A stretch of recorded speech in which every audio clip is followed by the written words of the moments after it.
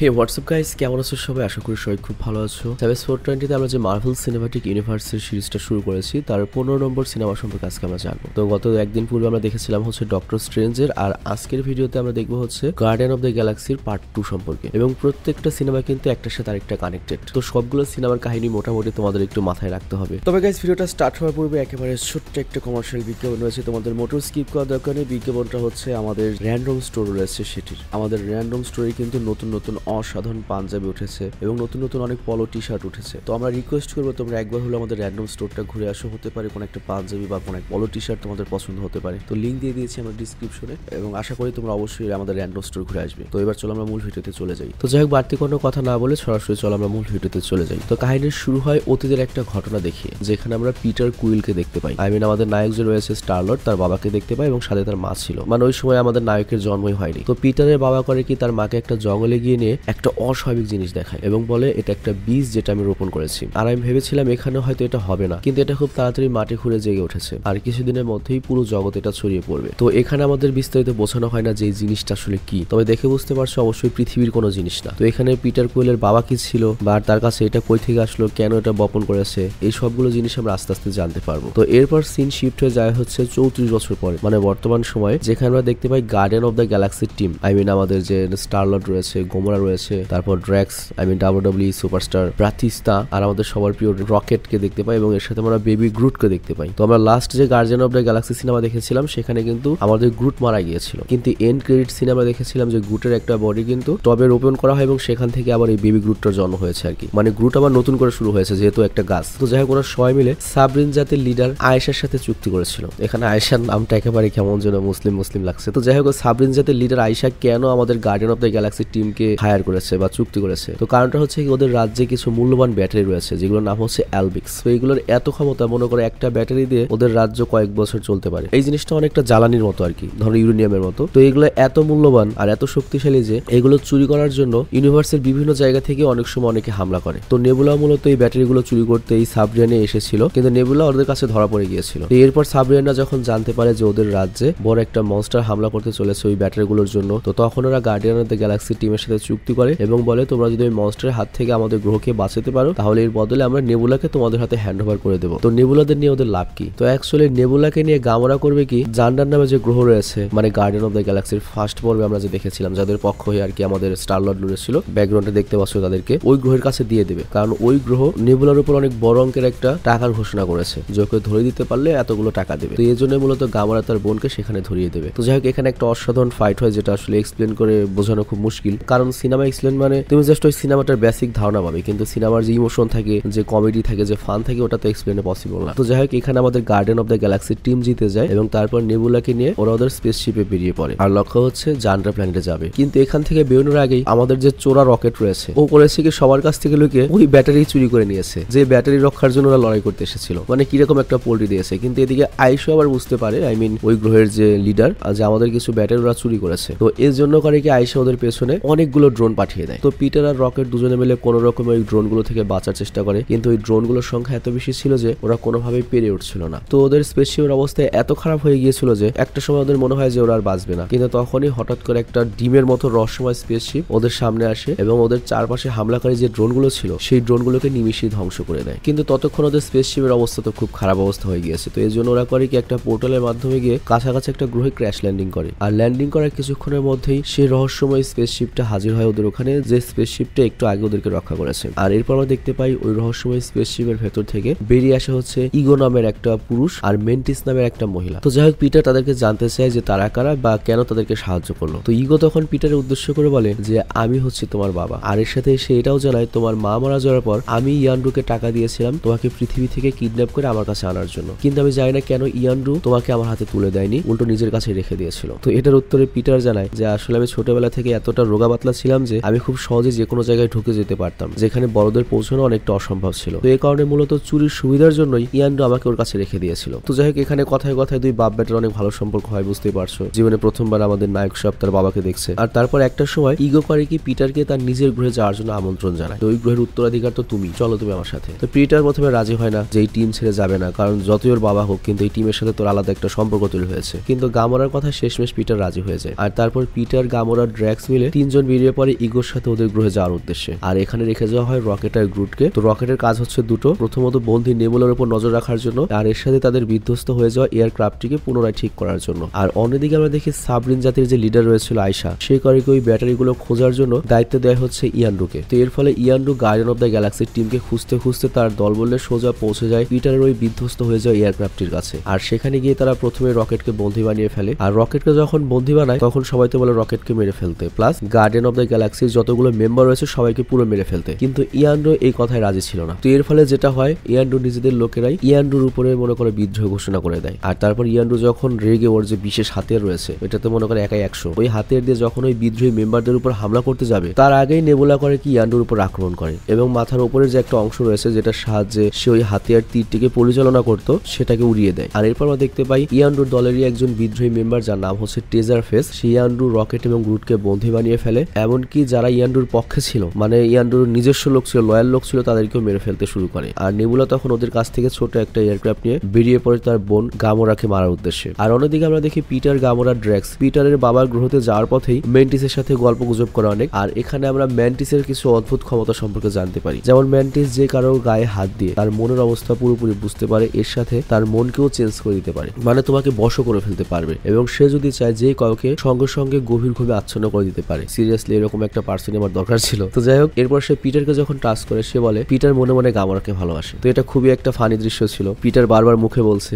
যে না না না না, এটা মিথ্যা কথা, কিন্তু ড্র্যাক্স এখানে ওখানে মজা করা শুরু করে। সিরিয়াসলি তুমি যদি এই সিনেমা দেখে থাকো তাহলে তো জানোই যে কেমন ইন্টারেস্টিং একটা সিনেমা, তার উপর যদি হিন্দি ডাবটা দেখে থাকো তাহলে তো পুরো পয়সা আসুন, পুরো মজা পেয়েছো। তো যাই হোক, ড্র্যাক্স তখন মেন্টিসকে একটা রিকোয়েস্ট করে, ড্র্যাক্সের আমার মতো নাকি ঘুমের প্রবলেম। তো ড্র্যাক্স বলে যে তুমি যেহেতু ঘুম পালাতে পারো তাহলে আমার উপর একটু ট্রাই করো। তো এরপর সে করে কি ড্র্যাক্সের গায়ে ট্রাস্ট করে আর সঙ্গে সঙ্গে ড্র্যাক্স গভীর নিদ্রায় চলে যায়। তো যাই হোক, কিছুক্ষণের মধ্যে ওরা ইগোর প্ল্যানেটে পৌঁছায় এবং দেখতে পায় অনেক বড় এবং সুন্দর একটা প্ল্যানেট। তো ওরা তো পুরো অবাক হয়ে যায়। এবং এরপর যখন ওরা জানতে পারে যে এই পুরো গ্রহটা ইগোর মালিকানায় রয়েছে, মানে ইগো এই পুরো গ্রহটার মালিক, তখন তো সবাই অবাক হয়ে যায়। আর গামোরা তার কাছে জানতে চায়, আপনি এক নিমিষে এতগুলো ড্রোনকে একসাথে ধ্বংস করে দিলেন, আমার এত সুন্দর এই গ্রহ আপনি একা তৈরি করেছেন, আপনি নিজে তৈরি করেছেন? তো তখন ইগো তাদের সবাইকে জানায় যে সে সেলেসিয়াস ক্ষমতার অধিকারী, কিন্তু সে জানে না সে কোথা থেকে জন্ম নিয়েছে। তো এখানে সেলেসিয়াস ক্ষমতা বলতে হয়তো বোঝানো হয়েছে মনে করে সৃষ্টি করার মতো ক্ষমতা সম্পন্ন আর কি। ধরো থোরদের যেমন ওডিন গড রয়েছে, ওই টাইপ কোন একটা গড জাতীয় কিছু বোঝানো হয়েছে তাকে আর কি। তো যাই হোক, সে এখানে যেটা বলে তার জন্ম কিভাবে হয়েছে এটা সে যায় না, তবে তার এতটুকুই মনে আছে যে সে পুরো সৌরমণ্ডলে একা একা এদিক ওদিক ভেসে বেড়াচ্ছিল, কিন্তু সে সময়ের সাথে সাথে তার আশেপাশের শক্তিগুলোকে কাবু করতে শিখে, যার ফলে তার নিজস্ব ক্ষমতা অনেক গুণ বেড়ে যায় এবং এরপর সে তার ক্ষমতা ইউজ করে এই গ্রহটা নির্মাণ শুরু করে। কিন্তু গ্রহ নির্মাণ করলেও সে পুরোপুরি তার ইউনিভার্সে একা ছিল। তো এই কারণে সে করে কি একটা মানব শৈলের রূপ নেয় এবং এই ইউনিভার্সে আরো কোনো প্রাণের অস্তিত্ব আছে কিনা সেটা খোঁজ করতে শুরু করে। আর এরপর যখন প্রাণের অস্তিত্ব খুঁজে পায়, সেখানেই সে আমাদের নায়কের মা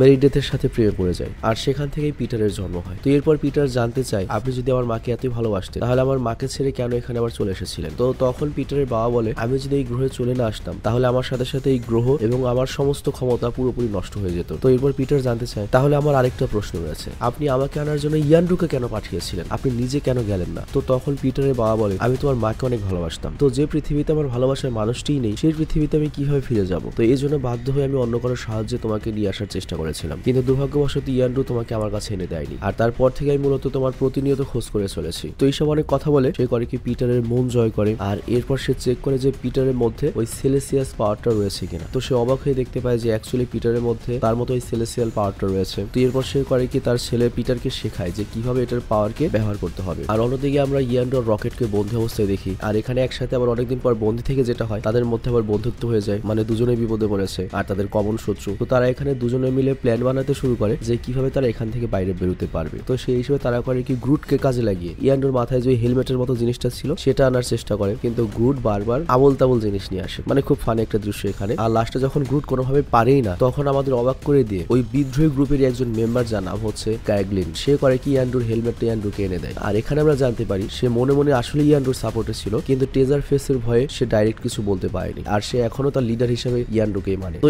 এরপর যেহেতু ইয়ান্ডুর কাছে তার হেলমেটটি চলে এসেছে, বুঝতেই পারছে এখন কি হবে। সে তার বিরুদ্ধে যে প্রত্যেকটা মেম্বারকে একেবারে রামবদি দিয়ে দেয়, রামবদি বললে ভুল হবে, একবারে মেরে ফেলে আর কি। আর তারপরে একটা ছোট্ট এয়ারক্রাফট নিয়ে বেরিয়ে পড়ে ইগোর প্ল্যানেটের উদ্দেশ্যে, কারণ পিটার ওখানে রয়েছে। আর তোমরা ভালো মতোই জানো ইয়ান্ডু খুব ভালো মতো ইগোকে চেনে বা ওর গ্রহ কোথায় সেটাও জানে। আর অন্যদিকে দেখা যায় নেবুলা তার বোনকে খুঁজতে খুঁজতে ইগোর সেই প্ল্যানেটে গিয়ে পৌঁছায়। আর গামোরাকে দেখে মনে করো পুরো খেপে গিয়ে তার এয়ারক্রাফট দিয়ে গামোরার উপর হামলা করা শুরু করে। তো গামোরা তখন বাঁচার জন্য করে কি তার পাশেই থাকে একটা গুহার মধ্যে ঢুকে পড়ে। কিন্তু নেবুলা এত ক্ষিপ্ত ছিল যে সে ওই এয়ারক্রাফট নিয়ে সোজা ওই গ্রহের মধ্যে ঢুকে পড়ে নেবুলাকে মারার জন্য। কিন্তু এর ফলে যেটা হয়, তার এয়ারক্রাফটটি পুরোপুরি ক্র্যাশ হয়ে যায়। আর এখানে নেবুলা সম্পর্কে আরেকটা কথা বলতে হচ্ছে, নেবুলাকে এমন একটা ক্যারেক্টার হিসেবে এখানে উপস্থিত করা হয়েছে যে মনে করো খুবই একরোখা, খুবই জেদি, মনে করো ব্রেনের ইউজ কম করে, শক্তির ইউজ বেশি করে আর কি। তো যাই হোক, এখানে এয়ারক্রাফটটি যখন ধ্বংস হয়ে পড়ে তখন গামোরা খেয়াল করে যে ওই এয়ারক্রাফটের একটা মেশিন গান ওর সামনে এসে পড়েছে। তো তখনই গামোরা ওই মেশিন গান দিয়ে নেবুলার ওই ক্রাশ হয়ে যাওয়া ক্রাফটের দিকে গুলি করা শুরু করে। আর এর ফলে ওই এয়ারক্রাফটটি পুরোপুরি ধ্বংস হয়ে যায় এবং আগুন লেগে যায় এবং নেবুলা সেখানে আগুনের মধ্যে আটকা পড়ে যায়। আর তখন গামোরার মনে হয় যে তার বোন হয়তো এখানে মারা যাবে। তো এজন্য সে করে কি, নেবুলাকে বাইরে বের করে আনে। কিন্তু আমরা তো জানি যে নেবুলা হচ্ছে খুবই জেদি একরোখা। তো নেবুলা আবারও গামোরার উপরও আক্রমণ করা শুরু করে। তো ওরা যখন মারামারি করছিল ওদের কথায় আমরা কিছু তথ্য জানতে পারি। সেটা হচ্ছে ছোটবেলা থেকে ওদের যে পালক বাবা ছিল থানোস, সে বরাবরই ওদের দুজনের মধ্যে লড়াই লাগিয়ে দিত এবং ওদেরকে মনে করে এমন ভাবে তৈরি করা হয়েছে, মনে করো ওরা দুজনে একটা অস্ত্রের মতো, কে কার চেয়ে উপরে যেতে পারে। আর এখানে লক্ষ্য, প্রতিবারের লড়াই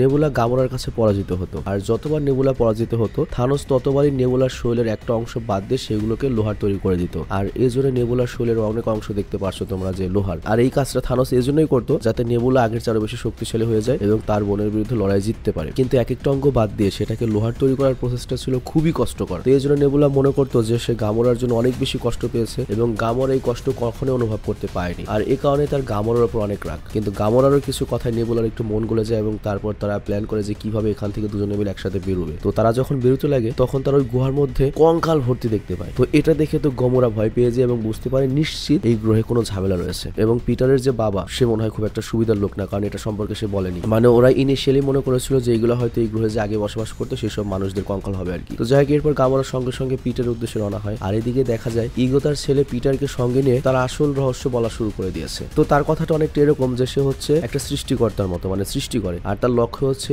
বিকাশ আর বিস্তার করা এবং সে চাইতে ইউনিভার্সের যত প্ল্যানেট রয়েছে সব প্ল্যানেটে সে বিস্তার করবে। আর এই কারণে সে গত কয়েক হাজার বছর ধরে এই ইউনিভার্সে বিভিন্ন প্ল্যানেটে পৌঁছেছে এবং তার শরীরের একটা করে অংশ ওইসব প্ল্যানেটের মাটিতে পুঁতে রেখে এসেছে। আর এটার সাহায্যে মূলত ওই গ্রহটিকে পুরোপুরি সে নিজের দখলে করে নিতে পারবে। তো আমরা মুভির শুরুতে যে দেখেছিলাম যে পিটারের বাবা অদ্ভুত একটা জিনিস তার মাকে দেখিয়েছিল, ওটা আসলে তার শরীরের অংশ ছিল এবং এটার সাহায্যে সে পৃথিবীকে পুরোপুরি দখল করে নিতে পারবে। কিন্তু সে সময়ের সাথে সাথে বুঝতে পারে যে তার একার পক্ষে এত বড় সাম্রাজ্য চালানো কখনোই সম্ভব হবে না। তো এই কারণে সে যদি তার মতোই আরেকজন শক্তিশালী লোককে পায় যার ভেতরেই ওই সেলেসিয়াসের ক্ষমতাটা থাকবে, তাহলে সে এই পুরো ইউনিভার্সকে কন্ট্রোল করতে পারবে এবং পুরো ইউনিভার্সের প্রত্যেকটা প্ল্যানেট সে দখল করে ফেলবে। তো এই প্ল্যান অনুযায়ী সে করে কি, ইউনিভার্সের সকল প্ল্যানেটে গিয়ে বিভিন্ন গ্রহে যে বিভিন্ন রকমের প্রজাতির প্রাণী রয়েছে, আই মিন মানুষ এবং অন্যান্য এলিয়েন রয়েছে, তাদের সবার সাথে প্রেম করেছে, তাদের সবার সাথে সেক্স করেছে, তাদের সবার ওখানে একটা করে বাচ্চা পয়দা করেছে। আর তার লক্ষ্যই হচ্ছে একটা, যাতে তার মতো আরেকটা সেলেসিয়াস ক্ষমতা সম্পন্ন প্রাণী তৈরি হয় যাকে সে পার্টনার বানিয়ে পুরো ইউনিভার্সে রাজ করবে। আর এখানে আমরা ইগোর যে রূপটা দেখছি, মানে পিটারের যে বাবার রূপটা দেখছি, এটা কিন্তু তার আসল রূপ না, সে জাস্ট এখানে মানুষ রূপে রয়েছে। তার অ্যাকচুয়াল আকার বা অ্যাকচুয়াল রূপ কি, এটা আমরা সিনেমা লাস্টে দেখতে পাবো। তো যাই হোক, ইউনিভার্সের বিভিন্ন প্ল্যানেটে গিয়ে তার ওই সেক্সের ফলে যে নতুন নতুন প্রাণের সৃষ্টি হয়েছে, ওই সবগুলো সৃষ্টিকে বা তার বাচ্চাকে ইয়ান্ডু তার কাজ পর্যন্ত পৌঁছে দিত। আর এটা ইয়ান্ডুর দায়িত্ব ছিল। আর এর বদলে ইগো তাকে অনেক টাকা দিত। কিন্তু আজ পর্যন্ত যতগুলো সন্তানকে তার কাছে নিয়ে আসা হয়েছে, তাদের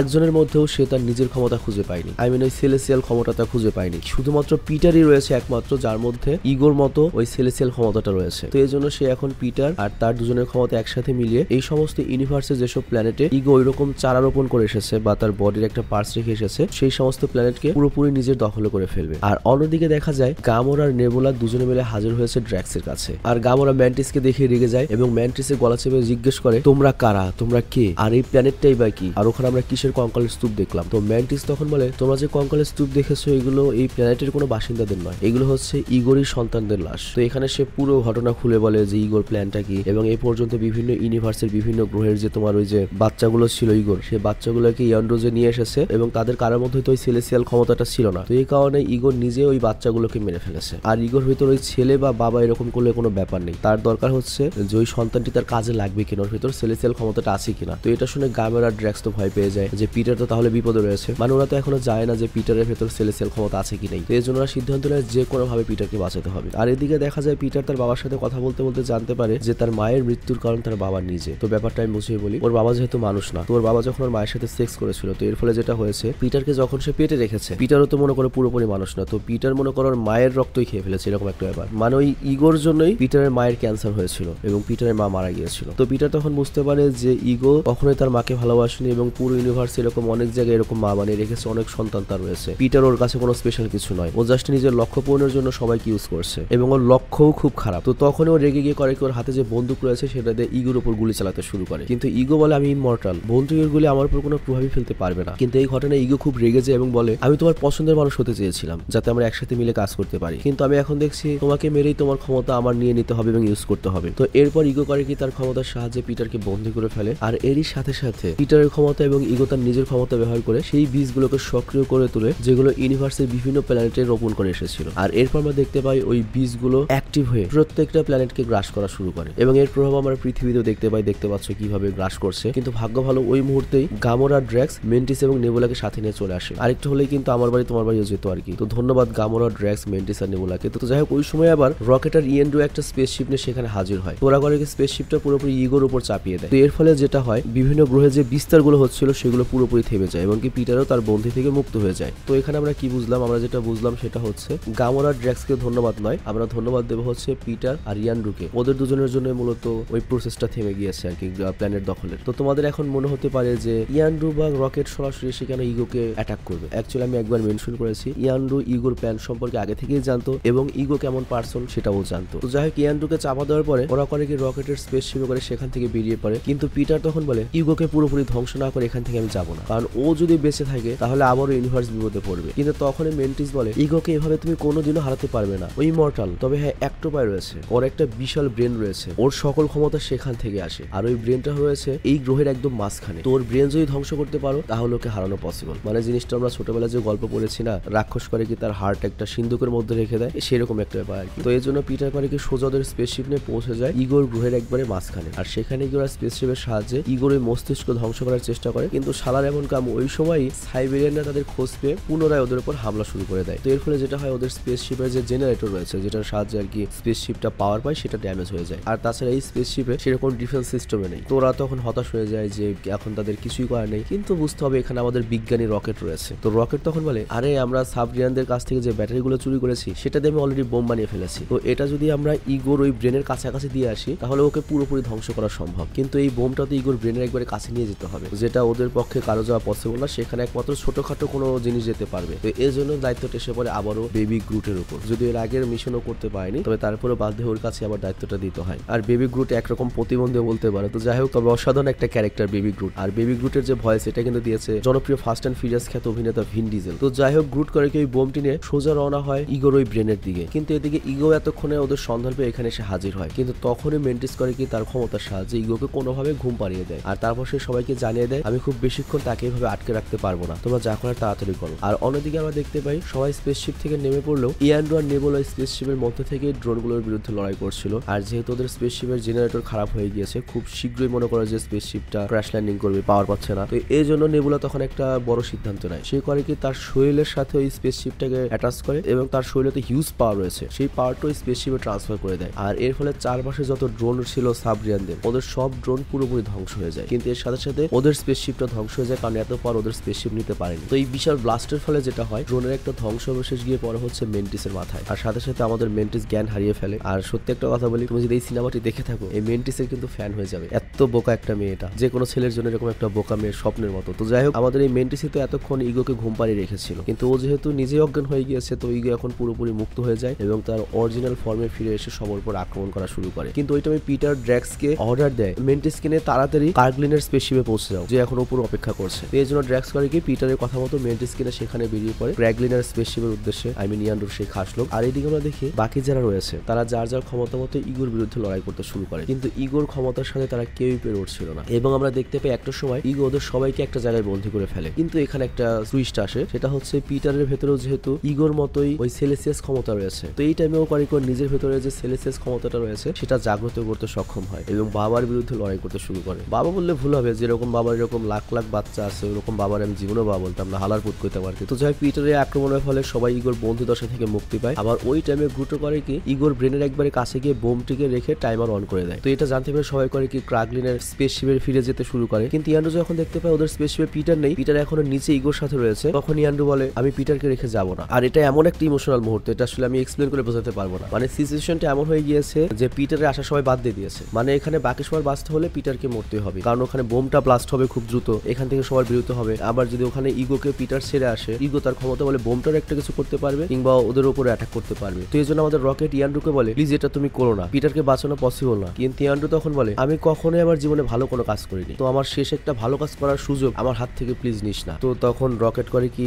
আবেগঘন একটা অবস্থায় ইয়ান্ড্রুকে বিদায় দিয়ে দেয়। তো যাই হোক এরপর আমরা দেখতে পাই বোমটি ফাইনালি ব্লাস্ট হয়ে যায় এবং ইগো সবাই পুরো প্ল্যানেটটি ধ্বংস হওয়া শুরু হয়। পিটারেরও শেষ টাইম পিটার মারা পড়বে, বাট তখনই ইয়ান্ড্রু এখানে চলে আসে এবং ওই প্ল্যানেট থেকে পিটারকে বের করে নিয়ে আসে। তো পিটার তো পুরো অবাক হয়ে যায়। আর এখানে লক্ষ্য আমরা সবাই জানি যে স্পেসে গেলে অবশ্যই তোমার স্পেস শুট পড়তে হবে, তা না হলে তুমি মারা পড়বে অবশ্যই। তো এখানে ইয়ান্ড্রুর কাছে জাস্ট একটা স্পেস শুট ছিল, তো সে করিকোটা নিজে ইউজ না করে পিটারকে দিয়ে দেয়। তো পিটার তখন বলে তুমি এটা কি করছো, সিরিয়াসলি এটাই সিনেমার সবচেয়ে ইমোশনাল একটা মুহূর্ত, কিন্তু আমার দুর্ভাগ্য যে আমি এটুকু ভালো মতো এক্সপ্লেন করতে পারবো না, কারণ এটুকু স্ক্রিপ্টেই নেই, আমি জাস্ট সিনেমা দেখেছি, ওটা থেকে আমি মনে করে বলছি আর কি। এখানে ওদের কথাকপনটা অনেকটা এরকম ছিল যে ইয়ান্ড্রু এখানে রিভিল করে কেন সে পিটারকে ইগোর হাতে তুলে দেয়নি, নিজের কাছে রেখে দিয়েছিল। অ্যাকচুয়ালি ইয়ান্ড্রু যখন জানতে পেরেছিল যে সবগুলো সন্তানকে ইগো মেরে ফেলছিল, তখন তার ভয় হচ্ছিল যে পিটার কেউ না মেরে ফেলে, এবং প্রথম দেখাতেই পিটারের উপর তার একটু আলাদা রকম ভালোবাসা চলে এসেছিল। তো এই জন্য ইয়ান্ড্রু যখন পিটারকে পেয়েছে তারপরে ইগোর সাথে আর কখনোই দেখা করেনি, সে পিটারকে বাঁচানোর জন্য এটা করেছে। আর এখানে ইয়ান্ড্রু একটা কথা বলে যে জন্ম দিলেই বাবা হওয়া যায় না, হয়তো আমি তোর জন্য অনেক ভালো কিছু করতে পারিনি, কিন্তু আমি তোকে আমার সন্তানের মতোই মনে করি। মানে সিরিয়াসলি তুমি যদি পুরো সিনেমাটা না দেখো, অন্তত এই পার্টটুকু তোমার দেখা উচিত। তবে আমি তোমাকে বলবো হিন্দি ডাবটুকু দেখতে, খুব ইমোশনাল একটা মুহূর্ত। তো যাই হোক এখানে ইয়ান্ড্রু মারা পড়ে। তো যে ইয়ান্ড্রুকে ভিলেন হিসেবে আমাদের সামনে আনা হয়েছিল, দেখতেই পাচ্ছ এটা মার্ভেল একটা ক্যারেক্টার ডেভেলপমেন্ট করে কোন জায়গায় নিয়ে গিয়েছে। ইয়ান্ড্রুর জন্য কারো কাঁদতে হবে বা মার্ভেল ফ্যানদের কাঁদতে হবে এটা কেউ কল্পনা করেনি। যারা সিনেমা দেখেছে তারা বুঝতে পেরেছে যে এখানে কিরকম একটা ইমোশনাল ব্যাপার। তো যাই হোক ইয়ান্ড্রু এখানে মারা যায় এবং আমরা দেখতে পাই যে পিটারও ইয়ান্ড্রুকে তার বাবার মতো সসম্মানে শেষকৃত্য অনুষ্ঠান করছে। আর ইয়ান্ড্রুকে সম্মান জানানোর জন্য চারিদিকে আরো ইয়ান্ড্রুর মতো অনেক ডাকাত বা লুটেরারা এখানে এসেছে, এবং তার যে এই বিশাল বলিদান এটা সবাই জানে এবং এই বলিদানের প্রতি সবাই সম্মান জানায়। আর এরপর দেখা যায় নেবুলা পাগলি বেরিয়ে পড়ে তার বাবা থানোসকে মারার উদ্দেশ্যে। আর নেবুলা সম্পর্কে একটা পার্সোনাল কথা বলি, এই নেবুলার চেহারা যদিও এখানে এরকম দেখানো হয়েছে, বাস্তবে নেবুলাকে দেখলে মনে করো অজ্ঞান হয়ে যেতে পারে, এত সুন্দরী। আর এদিকে আমরা দেখি পিটার ইয়ান্ড্রুর ওই হাতিয়ারটি ওই তীরটি ক্যারগ্লিনের হাতে তুলে দেয় এবং বলে যে আজ থেকে এটা তোমার, কারণ আমার যেটা মনে হয় ইয়ান্ড্রু থাকলেও এটা করতেন। আর এরপর আমরা দেখি গামোরাও স্বীকার করে নেয় যে সেও পিটারকে ভালোবাসে, ওরা দুজন কাপল হয়ে যায়। আর এখানে এই সিনেমাটি শেষ হয়ে যায়, কিন্তু মিড ক্রেডিট সিনে দেখানো হয় যে কার্গলিন বর্তমানে এই গ্রুপের সর্দার হয়েছে, মানে ডাকাতদের সর্দার হয়েছে, এবং সে ইয়ান্ড্রুর তীরটিকে ইশারায় চালানোর চেষ্টা করছে, কিন্তু প্র্যাকটিস করতে গিয়ে সে করে কি ড্র্যাক্সের পেছন দিয়ে ওটা আঘাত করে দেয়। তারপরে সিনেমাতে দেখানো হয় না। আর পোস্ট ক্রেডিট সিনেমাতে দেখানো হয় যে আমাদের যে বেবি গ্রুট সে এখন অনেক বড় হয়ে গিয়েছে, টিনেজ হয়ে গিয়েছে, ফ্রি ফায়ার খেলায় মারাত্মক আসক্ত। আর অন্যদিকে সাবরেন যাদের লিডার আয়শা অ্যাডাম নামের নতুন একটা কৃত্রিম সত্তা তৈরি করেছে এবং সে ওটার সাথে পরিকল্পনা করছে যে কিভাবে গার্ডিয়ান অফ দ্য গ্যালাক্সির পুরো টিমকে ধ্বংস করা যায়। আর এখানেই পুরো মুভিটি শেষ হয়ে যায়। আর গাইস তোমাদেরকে মনে আছে আমাদের র্যান্ডম স্টোরের কথা বলেছিলাম যে আমাদের র্যান্ডম স্টোরে বেশ কিছু নতুন পাঞ্জাবি কালেকশন উঠেছে। তো ভিডিও দেখা শেষ হলো, এখন আমি তোমাদেরকে রিকোয়েস্ট করবো আমাদের র্যান্ডম স্টোরটা একটু ঘুরে আসো, লিঙ্ক দিয়ে দিয়েছি ডিসক্রিপশনে। তো যাই হোক এই সিনেমার সম্পর্কে সংক্ষেপে কিছু তথ্য দিই। এই সিনেমাটি রিলিজ পেয়েছিল 2017 সালে। সিনেমাটার IMDb রেট হচ্ছে 10-এ 7.6। সিনেমা নির্মাণে ব্যয় হয়েছিল হচ্ছে 2000 কোটি টাকা, আর সিনেমা বক্স অফিসে আয় করেছিল প্রায় 9000 কোটি টাকার মতো। এবং অন্যান্য মার্ভেলের সিনেমার মতো এই সিনেমাটাও পুরো ওয়ার্ল্ডে ডিস্ট্রিবিউট হয়েছিল হচ্ছে ডিজনি স্টুডিও এবং মোশন পিকচার্স দ্বারা। এমনিতেই ভালো একটা ফ্র্যাঞ্চাইজি, ভালো একটা সিনেমা, তার উপর ডিজনি যদি ডিস্ট্রিবিউট করে ব্যবসা তো ভালো হবে। তো যাই হোক আজকের মতো আমি বিদায় নিচ্ছি, আর আমি তোমাকে সাজেস্ট করবো এই সিনেমাটির অবশ্যই হিন্দি ডাবড ভার্সন দেখার জন্য, সেই মজা পাবে পুরো পয়সা ওষুধ।